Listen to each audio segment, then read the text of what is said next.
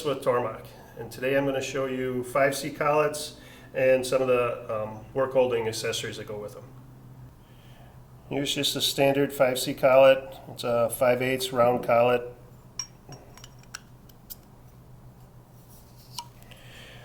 There's square collets. It's a 1/2 inch square by 16 square. There's hex collets.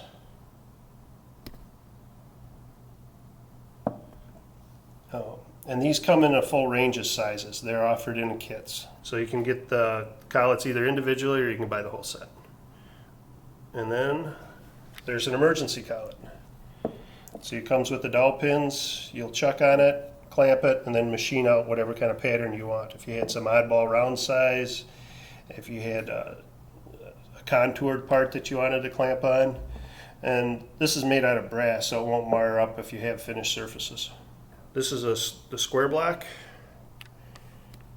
Okay, just slips in here. And if you'll notice, here's the locating key. Locates off the key in all of them.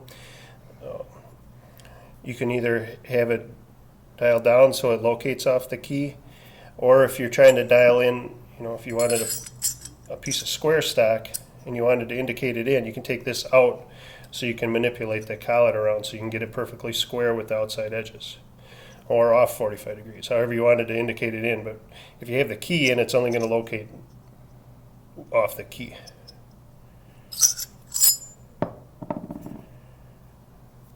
And then they got the square one, so you pop that in. These are the nuts.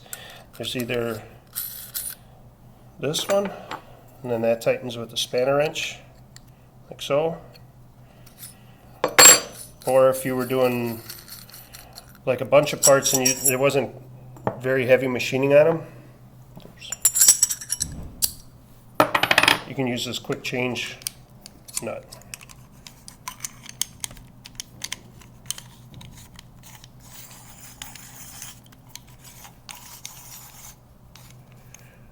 And then that's got a little cam action that when you lock it, you pull the handle out, it pulls the collet back in.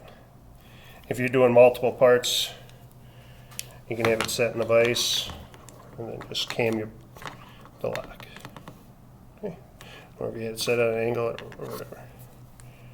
It's handy. It doesn't seem to hold as tight as the spanner nuts, but if you're not machining very heavy, they work great. They're quick.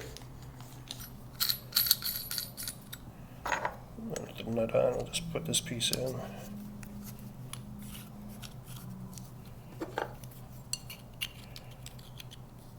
Tighten it.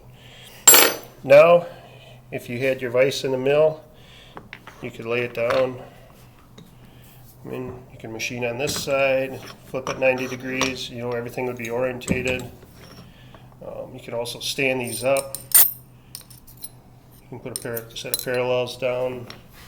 No, it's just coming off the nut, so depending on how accurate your workpiece needs to be, you may want to run an indicator up the side to make sure you're in there it's true. But then you've got it, you can hold on a piece of round stock or whatever other collet you're using, and then you can machine on the ends too.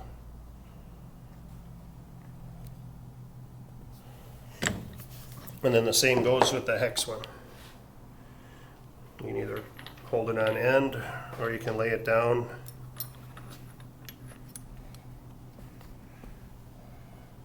And then rotate it 60 degrees.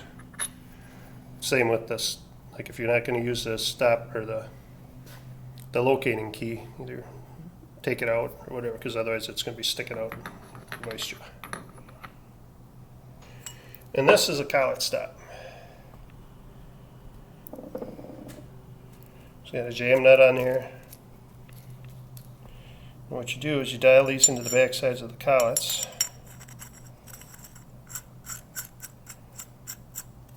Tighten this nut.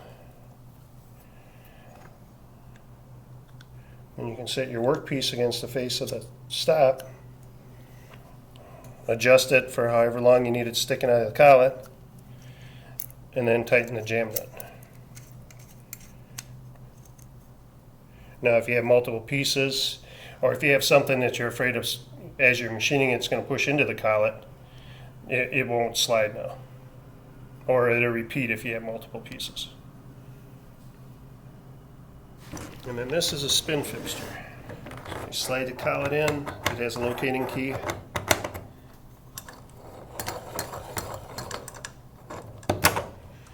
Then you tighten it with the handle in the back here.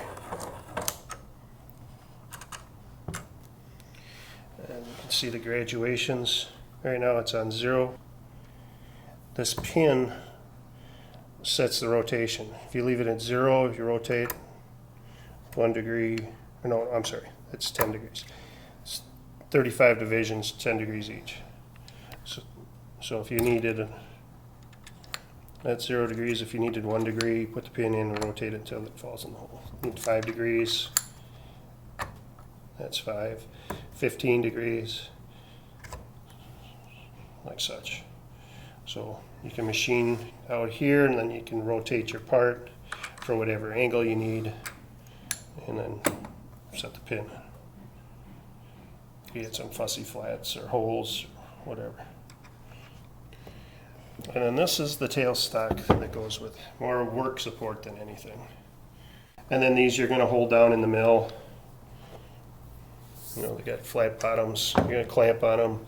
These are also very handy in with surface grinders. You can put them in the surface grinder, and then you can use like the spin fix function.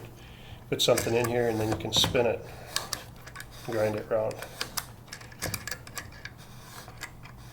I think that's the gist of it, man. I think that's good.